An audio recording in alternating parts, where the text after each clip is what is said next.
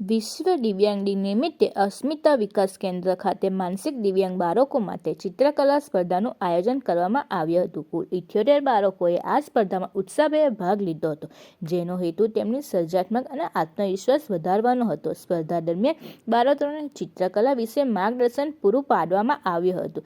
તેમને પોતાની કલ્પનાનો રંગો દ્વારા વ્યક્ત કરવા પ્રોત્સાહિત કરવામાં આવ્યા હતા. Drawing paper, colour, pencil, crayon અને વોટર કલર જેવી જરૂરી સામગ્રીઓ પણ બાળકોને પૂરી પાડવામાં આવી હતી.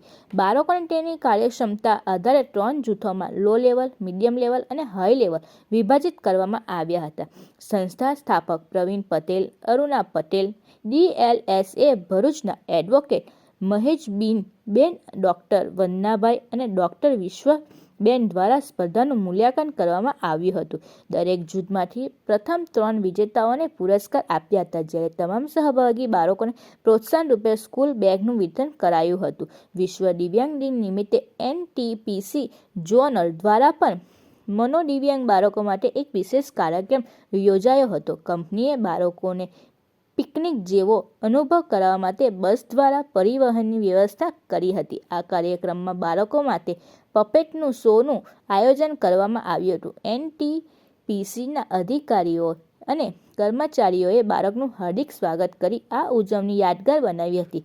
આવા કાર્યક્રમો દિવ્યાંગ બાળકોની પ્રતિભા વિકસાવવા અને સમાજમાં સમાન સહભાગી સંદેશ ફેલાવવામાં મહત્વપૂર્ણ ભૂમિકા ભજવે છે.